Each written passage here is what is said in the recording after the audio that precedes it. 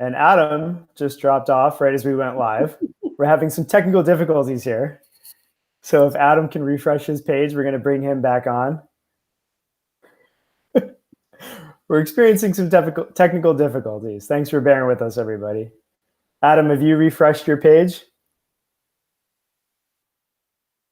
And now and Alejandra, you've dropped off. Can you rejoin? We are now live, Chris. We are live. I've been live for 40 seconds. Oh, that's nice. Have you explained to anyone who's watching that this is a whole new exciting format due to technical? And Alejandra's coming on now, and we're all live. Nice. Welcome to Reverb Kitchen, everybody. I'm Adam Gardner, your host, but I'm now your co-host with Chris Spinato, who's over there. He's normally behind the scenes handling all the tech stuff. But we're having some special technical, I'm not even going to say difficulties. I'm excited. I think this is a technical opportunity for us to co-host Reverb's Kitchen today. We have a really special episode. Our first legit chef is joining us. Usually we have musicians and other interesting folks and celebrities that have been cooking for, for fun at home, especially during quarantine. This used to be called Reverb's Quarantine Kitchen. Now we changed that because we're out there doing music again as Reverb, helping bands and tours and festivals and venues be more sustainable out there and engaging fans to take action for the planet and people. But we've had so much fun with this, and I think today's going to be especially fun because Chris is an impromptu co-host as of like 35 seconds ago to do this special episode. We have been really enjoyed bringing this live stream to all of you who are following along, music fans and environmentalists. So I will just introduce a little bit before bringing on Alejandra about who our guest chef is. She, again, is a legitimate chef. She's a plant-based chef who's been taking environmental action and helping people lead healthier lives and empowering everyone to eat more healthfully and more sustainably while creating less waste and a smaller carbon footprint. She recently released a book called The Low Carbon Cookbook. Right here, I'm lucky enough to have my own copy here at my house. And it's an incredible book. We're going to talk more about that during the show. And she's going to cook an incredible dish for us today. It is quinoa stuffed peppers. Without further ado, oh, wait, I want to say a little bit more. I'm just blow you up a little bit more, Alejandra. She is an official Sisters on the Planet ambassador with Oxfam, who is a partner of the show. And she's a founding member of the Chef's Manifesto. She is a chef. She's an environmental activist and an all-around badass, cool person. Please welcome Chef Alejandra Schrader. And there she is. Hello. Hi. Hello. Hello, everyone. Hi, Adam. Hi, Chris. I'm so glad to be here today, and I really appreciate the opportunity to join your kitchen. Yeah, we're so excited to have you here. I've really been enjoying this book. It's really cool. I've already been looking at recipes with my daughter. We're going to get into this, but this is the one that we're going to tackle tomorrow.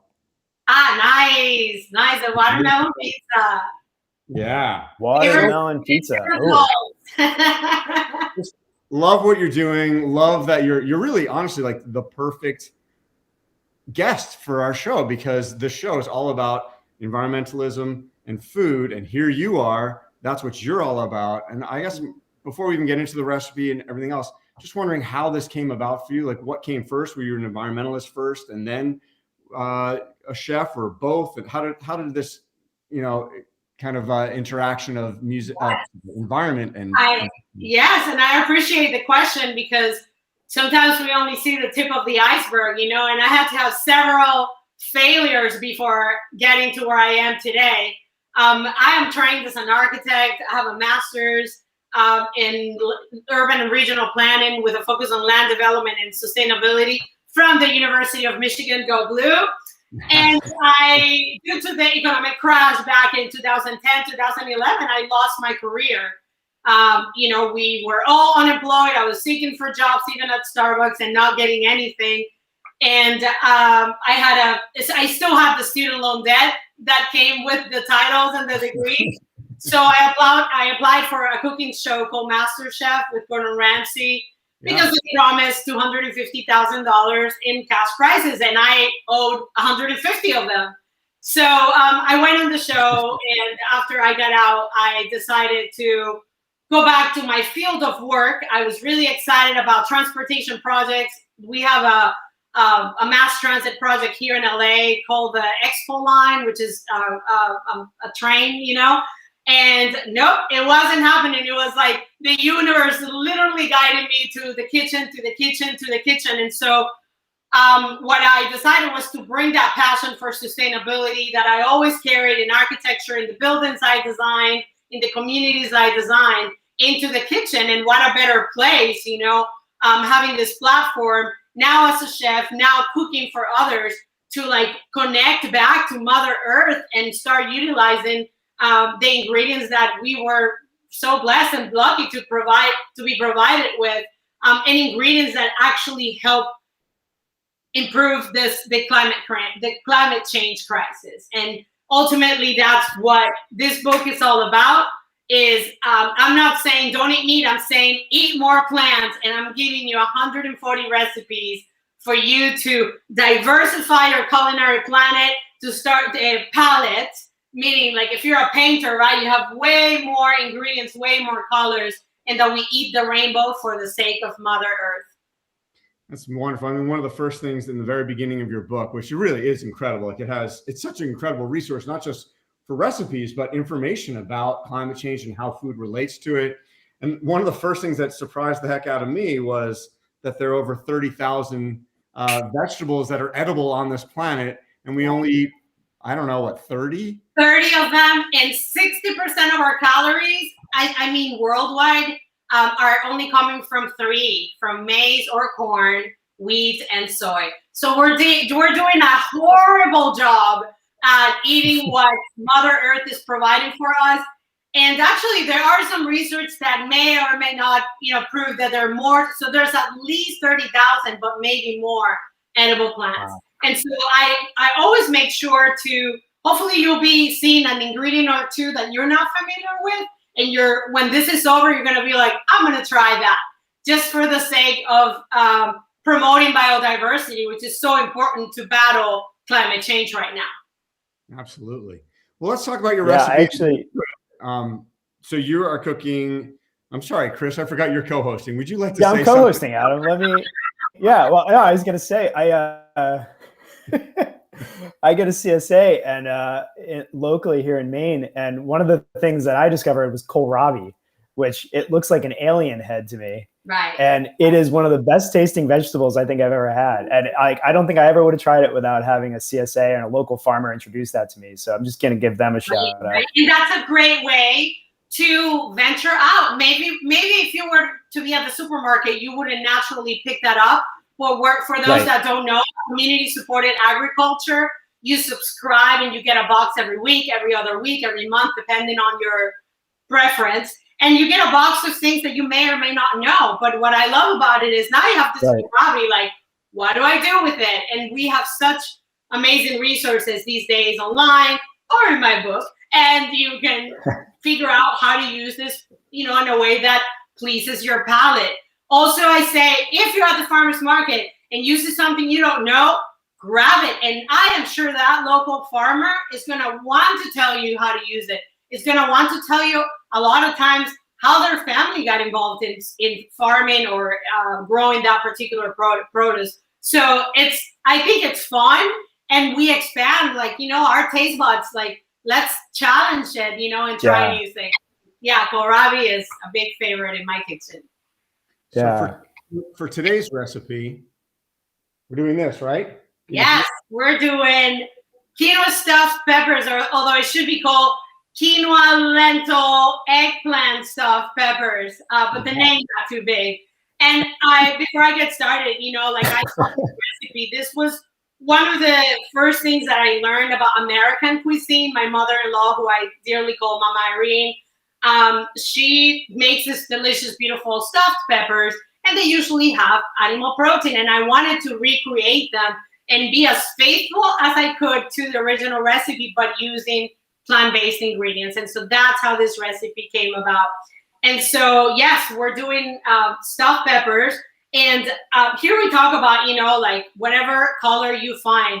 Did you know, Adam and Chris, that besides the traditional green and red bell peppers, there's orange, there's yellow, there's purple bell peppers, which I couldn't find, but I tried this time.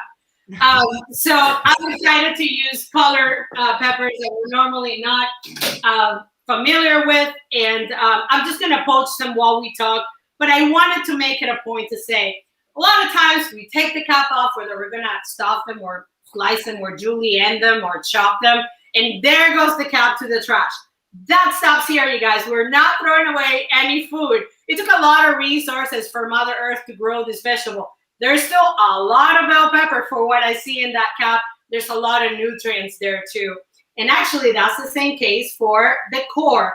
And so what I do is I started already saving my little pot of food waste that we're going to utilize later in the week, because you're going to remember Alejandra told you to save it so you can make some vegetable stock. And I already have, for some of the stuff that I already started preparing, some garlic peels and more scallion base, if you will, tomato tops after we score them. And so I'm going to add these tops over here to my food waste pile that I'm going to use later to make some vegetable stock. The recipe is actually in the book in the back in Make Ahead section, where you use all these food scraps to make a delicious and so nourishing vegetable stock. So I just left this one here just to show you that you can use a paring knife just to remove the core. Don't throw it away, save it up. And we're just gonna poach these guys for about 2 minutes in boiling water. Awesome. And while these poach, I'll tell you something about Oxfam has an amazing campaign to help us shrink our carbon footprint, but also provide a better food systems for all. And one of the items that the Eat for Good campaign of Oxfam talks about is cooking smart. Guess what? I'm using this pot of hot water to poach my bell peppers. Why would I throw away that hot water where so much energy went into heating it up and keeping it warm? I use the lid to trap that heat, so it's only going to be 2 minutes before I take it out. And then I'm going to use that same pot of hot water that I didn't throw away to poach some of my greens later.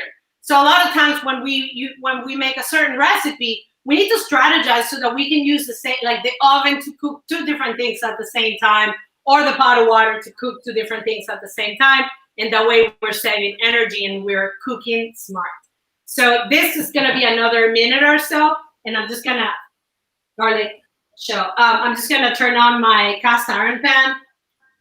When it comes to cooking plant-based, a lot of times people say, well, but you know, a lot of vegans, which I don't identify as, and we can chat about that later, are anemic because you're not eating red meat. Well, guess what? There's a lot of iron in most plant-based ingredients, and lentils is one of them. And so are leafy greens, which we'll talk about later. But something that we can do is something as simple as cooking on a cast iron pan. When we cook in cast iron pans, we're absorbing some of the iron in that and put it in our body, and there it goes. We're full of energy, not fatigued, not anemic. And by the way, because it gets so hot, we cook faster, we cook a little more efficient. That's great. Yeah. Wow. Really good information. That's really interesting. It's always the first thing meat eaters that don't want to eat less meat say is, well, how do you get iron? And there, you just answered that. Oh, don't get me started. The other big question I get is, where did you get your protein? And they think they got me, like, well, and, that's actually the motivation why I decided to go get a certificate in plant-based nutrition. I thought I was done with school, I did a lot of it, but I went back just so that I could get the science-based information that tells me where we're getting protein from our plant-based ingredients. And there are tons of sources.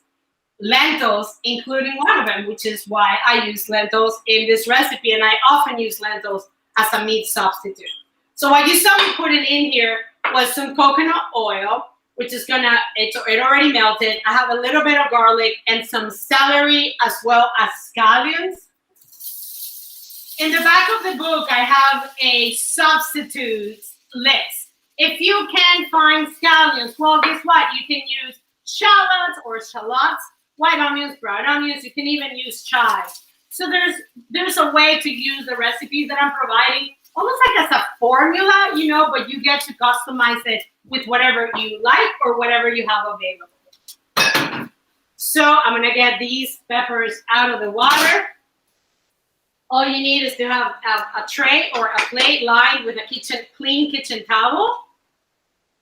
And I'm using a mesh strainer to get these out. I'm gonna flip them so that they release some of the water that they may have absorbed while poaching.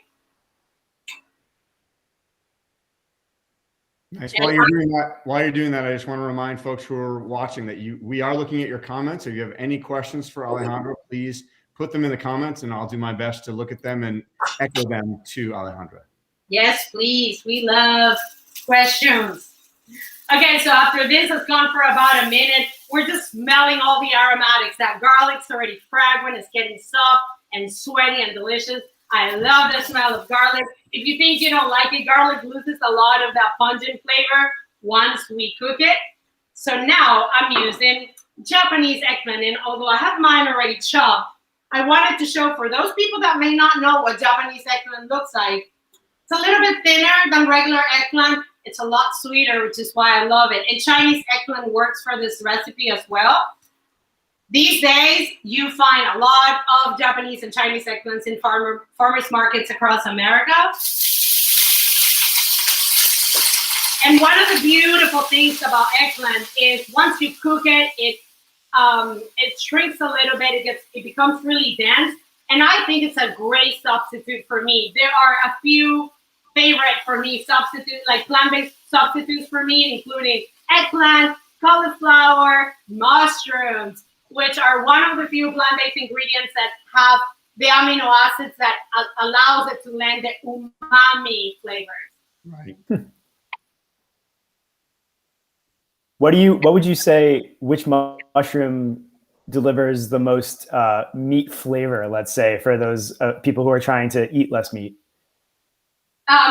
So mushrooms, definitely mushrooms. And by the way, again, if you think you don't like mushrooms, but you've only had white mushrooms, talk to mama, because the reason why you don't like them is because you haven't tried beautiful, delicious, and fresh wild mushrooms, chanterelles, hen of the woods, you name it. So mushrooms, a lot of times it's the same as olives, I believe, that if you get a bad quality one, you may not like it.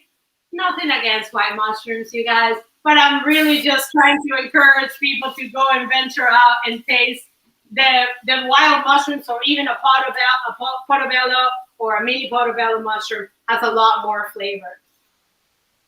Absolutely. So you mentioned you mentioned a little bit, but I'd love to dig into the fact that I think a lot of us, including your family, has kind of a mixture of vegetarians, meat eaters. My family, we have one vegetarian, a meat eater, a vegan. Like, how do you balance everyone's palates and kind of? I love that question because, first of all, I'm not a plant-based Nazi. I'm not like forcing everyone to eat, only plants. I like to encourage people to eat more plants. Even if you do it once a week, practice meatless Mondays. Even if you avoid meat one meal a day, even if you avoid it one meal a week or a month, then you're already doing something for the planet. And my goal is, one, to lead by example, and that's why I've slowly transitioned into a plant-based diet, but also to create recipes that don't make you miss meat. Like that you're like, I don't have to tell you it's plant-based, just have it. You're having a delicious meal.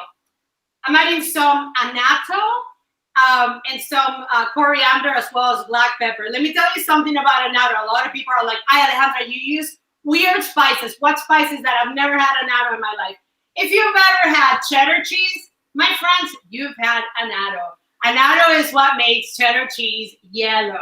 So you see, I'm not introducing you to as many weird things as it may seem.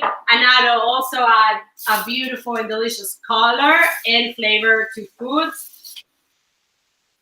And after I add the spices, I'm gonna add the rest of the ingredients for the filling, which, as we know, we do have quinoa. I talked about having lentils. But I want to chat a little bit about tomato cores. For this recipe, and we are in TV time, so I wasn't able to make absolutely everything from scratch in front of the camera. The top of this beautiful pepper is a tomato jam. when we make a tomato jam, and I want to maybe demonstrate this, right? This is by the way, my neighbor brings me this beautiful produce, and I am so lucky to have like garden grown vegetables at home. This is a small Roma tomato. And when we open up the Roma tomato, we want to remove the seeds and the core that is inside. And that's what this is, right? We don't want that jam to be too watery, so we remove that. But because we don't throw away anything in my kitchen, I'm going to use this to help moisturize, if you will, the filling for the peppers. And that's exactly what this is about right now. So I'm going to add the tomato cores. And if you hear that sizzle, it's that water evaporating because there's a lot of water in the seeds and the core. I'm going to add the lentils and the quinoa. And because it's going to take a little longer, I think this is the perfect time for us to chat a little bit more. And if you guys have any questions, I just wanted to say about lentils, right? Lentils have 43 times less carbon footprint compared to ground beef. 43 times. So, one is definitely better. I say, not all proteins are created equal.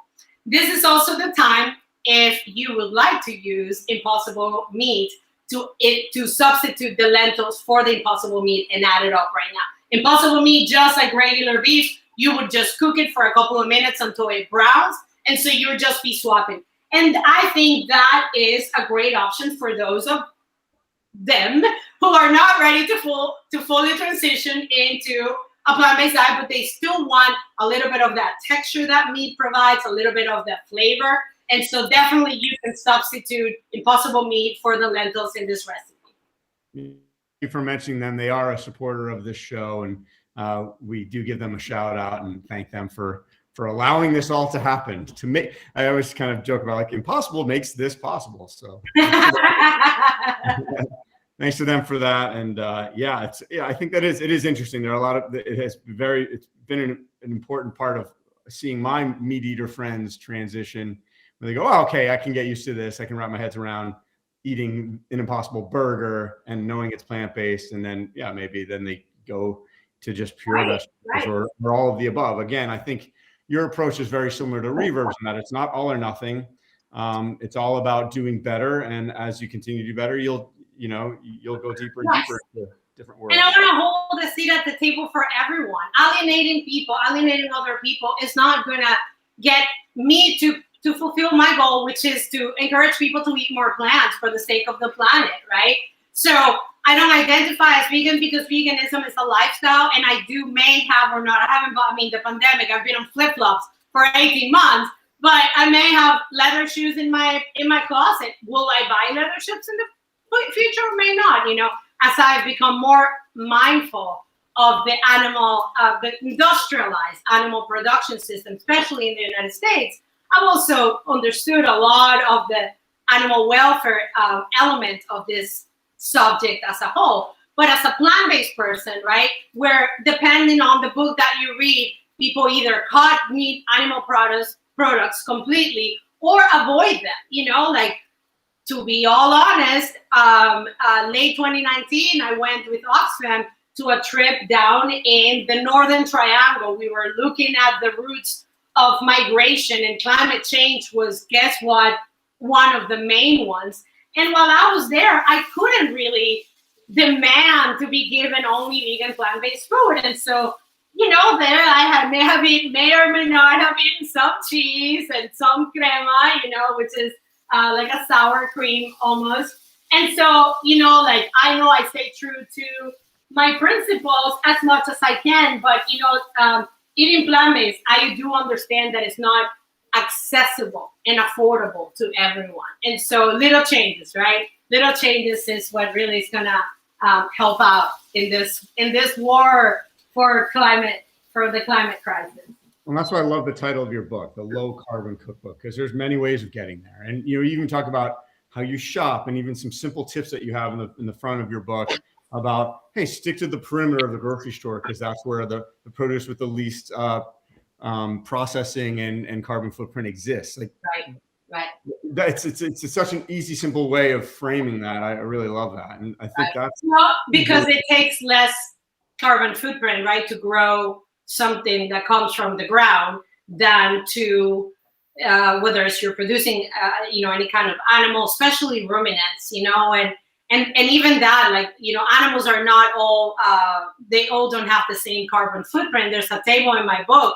If you look at beef, cattle especially, but all ruminants, because of one, the way they digest food, enteric fermentation. And I think this sounds kind of funny, but the way that cows and goats and other ruminants, they digest food, it makes them burp and fart. And that burp and fart creates a lot of methane that goes up into our atmosphere. And unfortunately, those are greenhouse gases. Now, chicken, fish, as you go down the line, you have less, if you will, of those carbon footprints.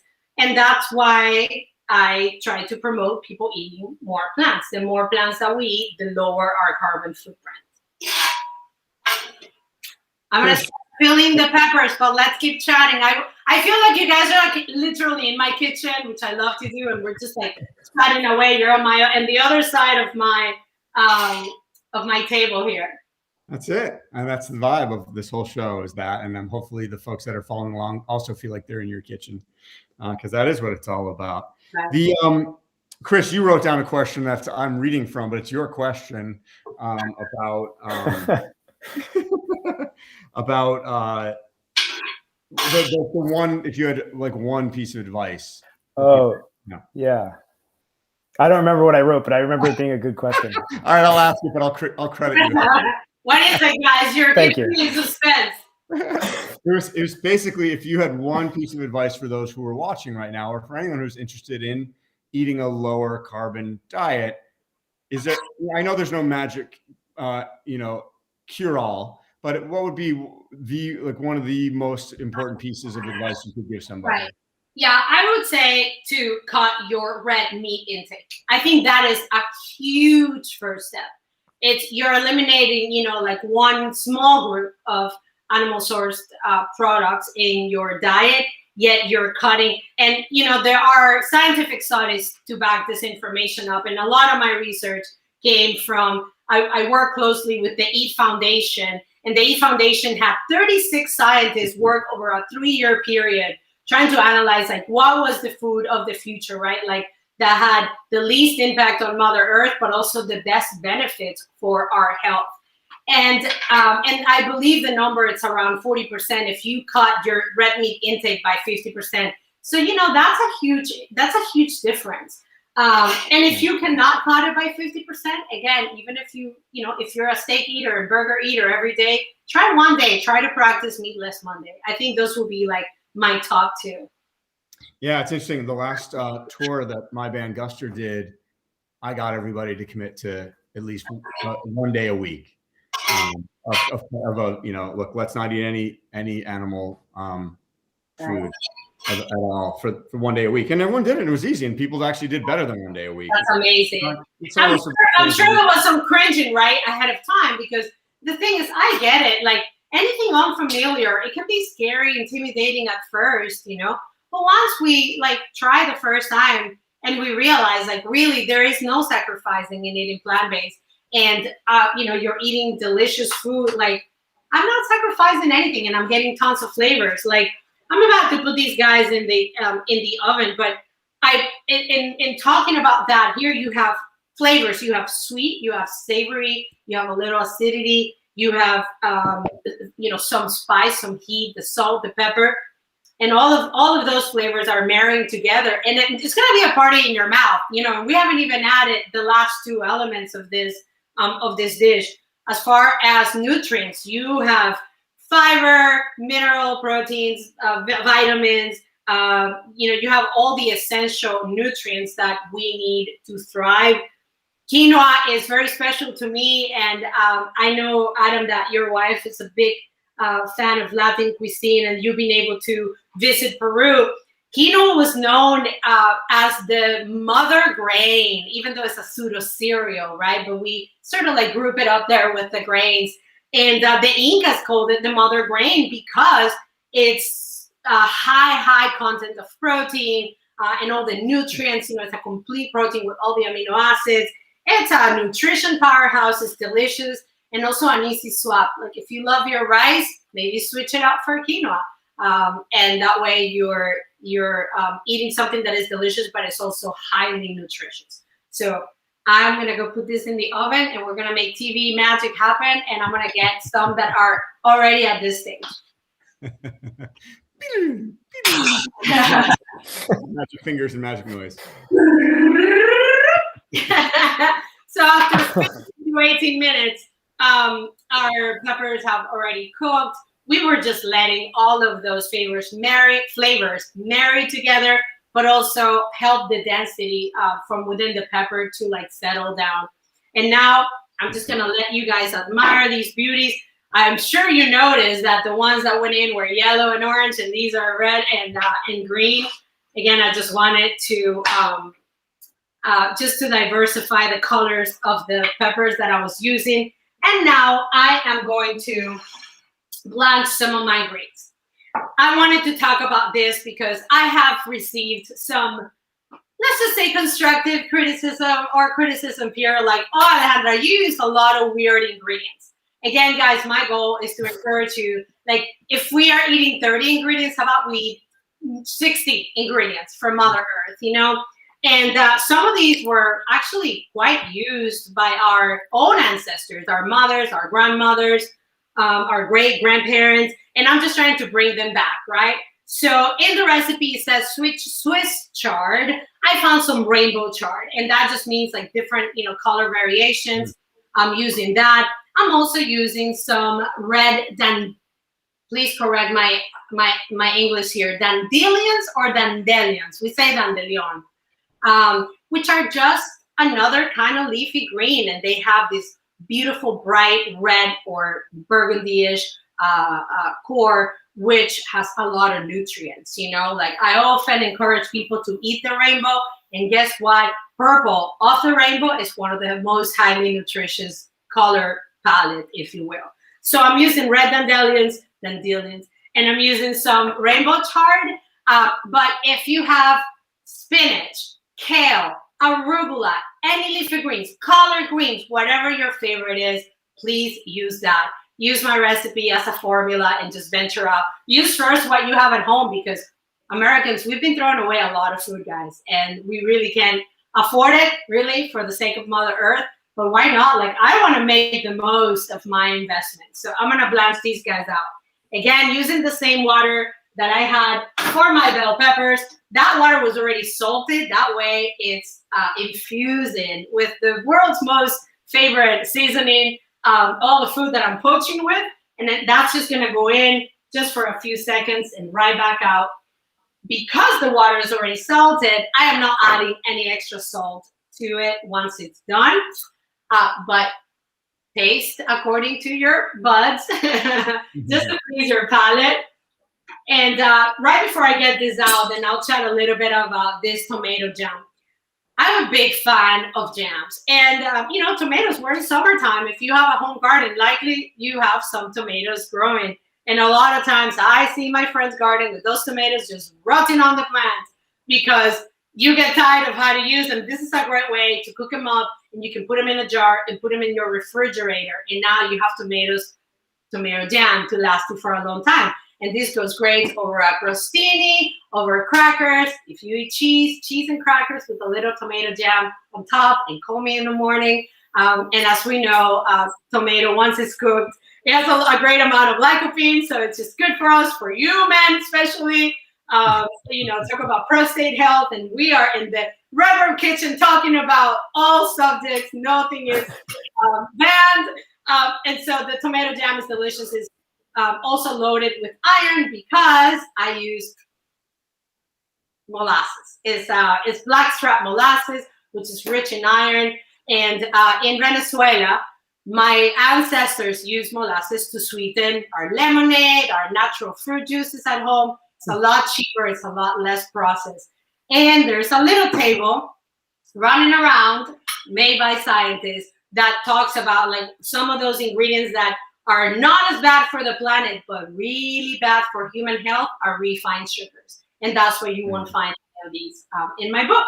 So after your little requested lesson on lycopene, I'm gonna get my greens out.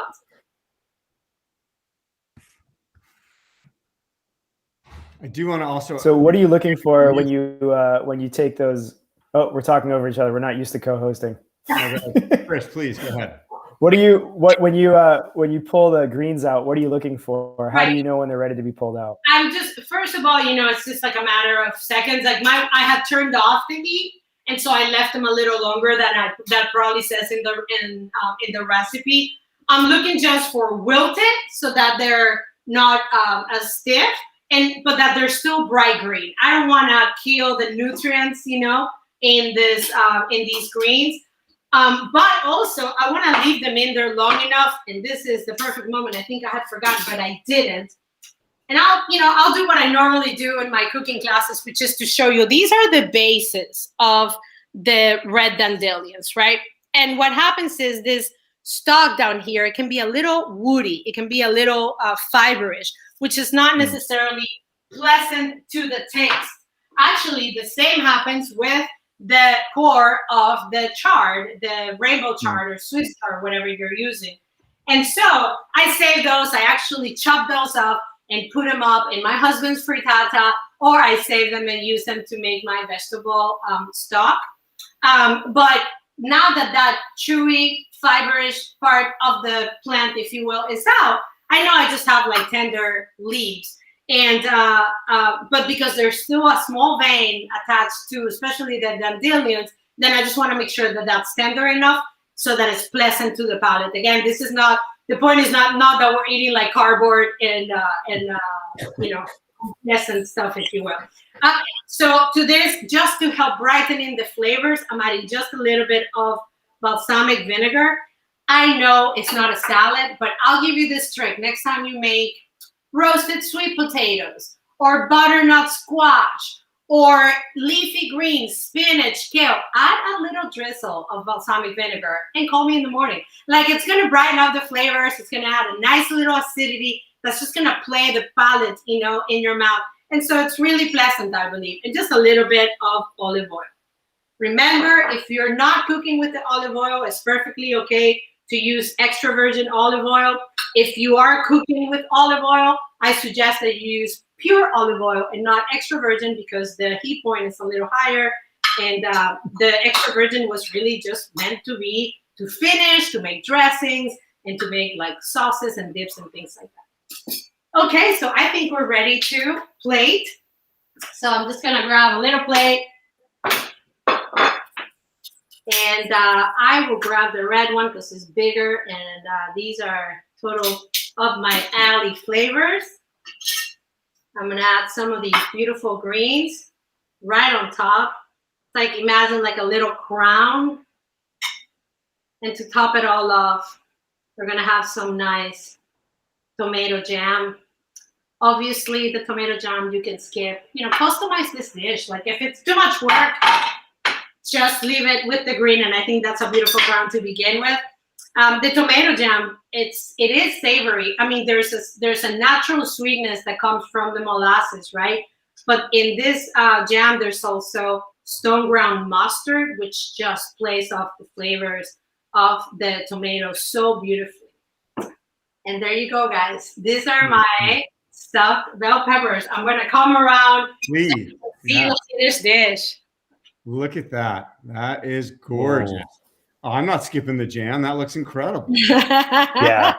Wow. That is, never There's no sacrifice. The jam. Right? There's no sacrificing. No. Well, and I just want to, for the sake of TV, because you can't taste it, I will. I just want to slice these guys right down the middle to show you also what we're working with here. And I'll leave one.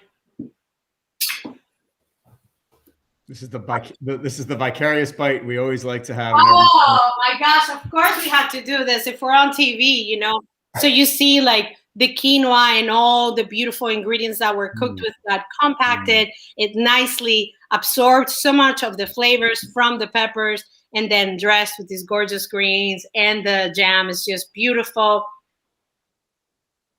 Mm-hmm. I mean, I'm biased, right? I'm biased, but this is so delicious. Oh, that looks real like, good.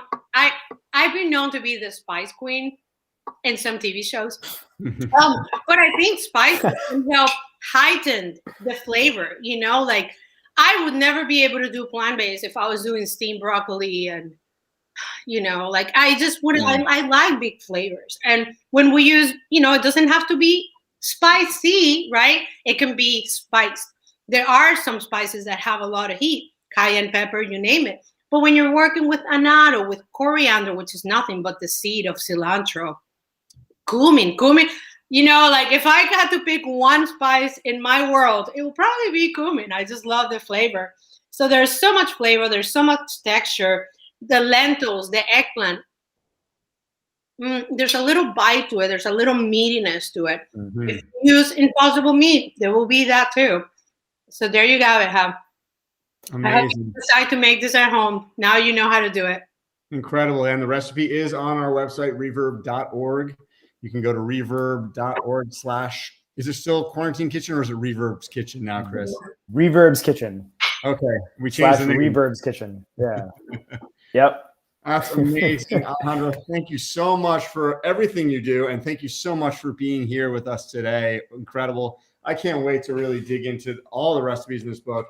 Can't recommend it enough for everyone who's watching. Please get this book, check it out. Try. You can start. You want to. You already got. You got one recipe for free. Now let's get the rest in the book. You'll learn a ton, and you'll start saving the planet and be healthier yourself for following along. Right, and the same food that is great for Mother Earth, that is going to help us fight this climate crisis. You know, we didn't talk about numbers, but there are real numbers behind what's happening. You know, like a quarter of our human generated greenhouse gases come from food, 26%.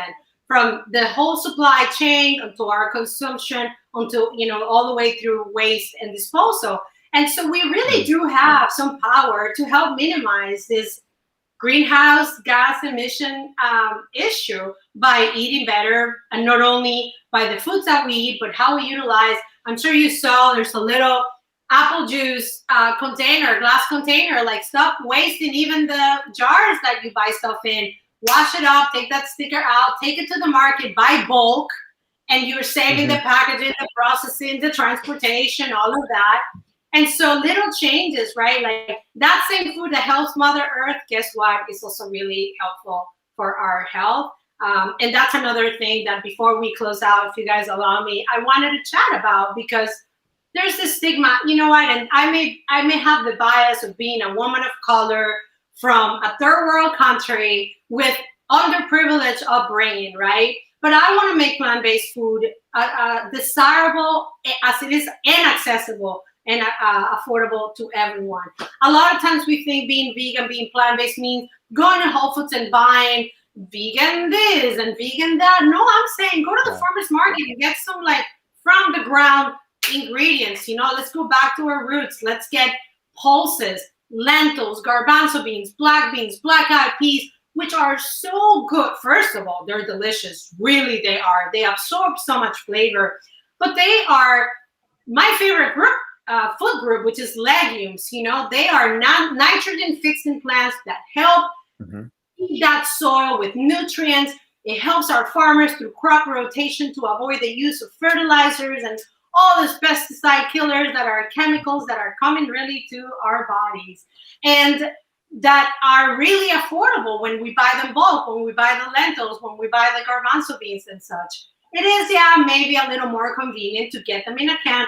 And I don't want to discourage you. Like I showed you how to make them from scratch, because I want to empower you to know that if you want to do it, if you want to make the coconut cream from scratch, if you want to make the mayonnaise from scratch, you have the recipe. But if you don't want to do it, you know, go buy it, but you're still eating with a lower carbon footprint as long as you're eating plant-based. So I think this is just my call to empower people that by changing some of your habits, you really are lending a hand to the environment. We all have to be part of the solution. Like, this is not something that our kids are going to experience. The climate crisis is here now, and we really can't afford to continue to perform business as usual. Like, we have to make changes, and it's not up to, oh, well, you know, like nothing that I do is really good. It's good enough, or, oh wait, I'm gonna stop using plastic straws. No, you guys, plastic straws alone is not going to help us minimize our carbon footprint, but making some important changes to our diet definitely will. And in Venezuela, we say, voy a poner mi granito de arena. I'm going to put my little grain of sand. That is to build a mountain. You know, like each of us putting a little grain of sand will contribute to a greater good and to fight the good fight. And really, I am sorry, to help these kids, this 13, 14, 15-year-olds, climate activists that feel the world is on their shoulders, like, we have to help them out. You know, it's really they who are going to experience in their next generation the worst of this climate crisis. And so how about, like, let that be your pep talk for the day. Like, let's combat climate change from our kitchens and eat deliciously while we're at it. Absolutely. Oh, man. Amen. Wow. Everything Love that. you just said. Yeah. I just want to do the pre-chans. Like, that was unbelievable. That was fantastic. No, we couldn't agree more. I mean, especially your message around, like, it's so, I think it's very easy for individual people to feel helpless and hopeless in the face of something as huge as climate change, global warming. But when we approach it together, exactly, I love that, exactly what you're saying. I'm going to add my grain of sand to the mountain. That's exactly what we're trying to do within music, with music fans and with the bands that we work with. We actually have a new campaign called the Music Climate Revolution. And it's all about all of music.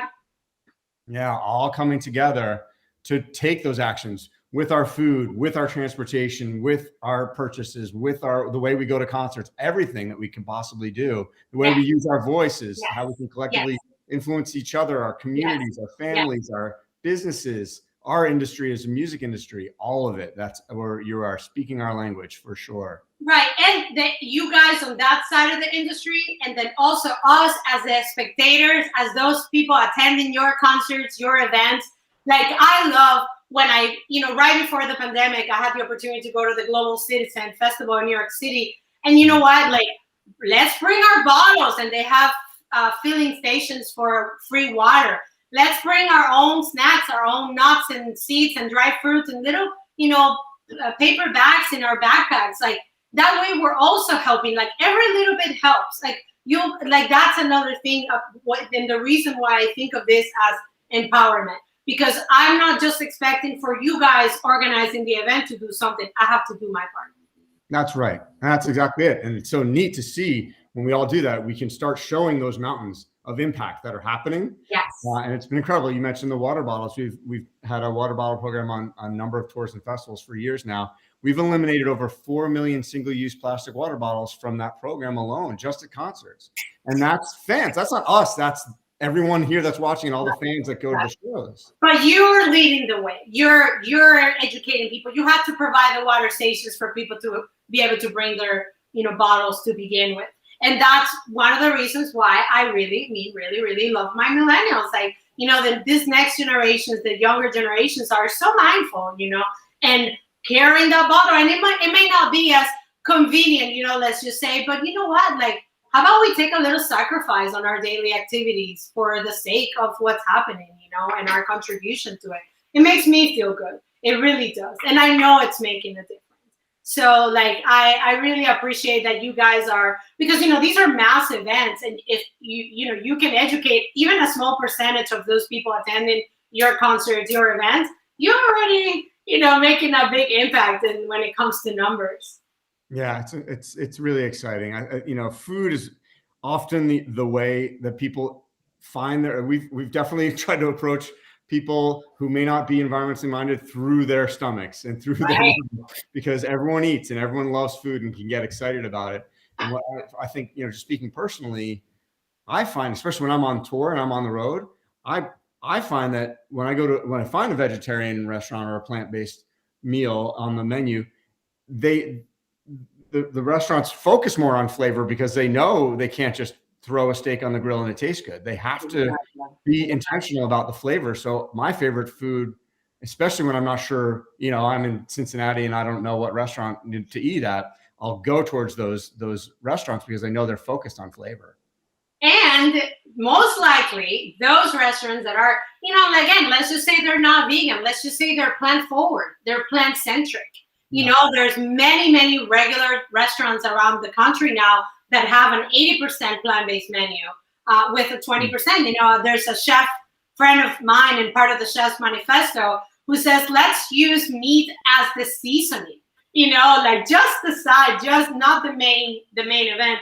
But I was going to say, you know, we've talked about climate change. We've talked about human health. We have touched upon a little bit on animal welfare. But, you know, there's a real important fourth element here, and one that Oxfam is always really mindful about, which is livelihoods. Most likely those restaurants that you're getting the vegetarian options are working with local farmers, are helping improve the livelihoods of the local farmers from their communities who wouldn't make it against the, let's not just say the big names, Monsantos of the country, you know, like give them that opportunity to grow their land and to be able to produce and provide for themselves. And a lot of times these people are being supported by the local small restaurants that are putting a lot of vegetables on their menu. So that's even another added bonus to eating plant-based. Like, I just think that is good all around, and, you know, like good juju, good energies, good karma going out, and all of that comes right back in. Absolutely. Well, you are so wonderful. It's such a pleasure to meet you. We're so honored to have you be a part of this series that we've been doing. And boy, I hope we can keep in touch because you're just an inspiration. I can't wait to get to work on this. I'm super excited. My mouth is excited. I already have water in it. And again, thank you so much. And I do want to give a huge shout out to Bob Ferguson and Oxfam, who connected us in the first place. So thank you to them for making that happen. Also want to thank our other partners, of course, Impossible Foods, Martin Guitars, Relics, WCLZ, the State Theater, Defend Our Future, and all of you who have been watching and supporting this program. This is episode 27. I can't believe it. We've been doing this for the moment we're all kind of forced into our own homes for longer than we all want it to be. We're enjoying it, so we're going to keep going. Thank you, Alejandra. I really, really appreciate you and all your incredible work. That we could talk for so much more. There's so many more things about you and what you're doing that I would love to talk to you about. I have a lot of questions, but we'll have to follow up separately or have you on again. That sounds good to me. I really appreciate the opportunity. It couldn't be any more like up my alley, you know, and I appreciate the work that you're doing and trying to reach out to, like, I already talked to foodies, you know, but I love that you're catering to the music community and probably the entertainment community as well, and just bringing this message of, you know, like hope, but also empowerment. Like, we all have to do something about it, and we can make changes in all different aspects of our lives. So I appreciate the opportunity. I do appreciate Oxfam for creating this beautiful connection.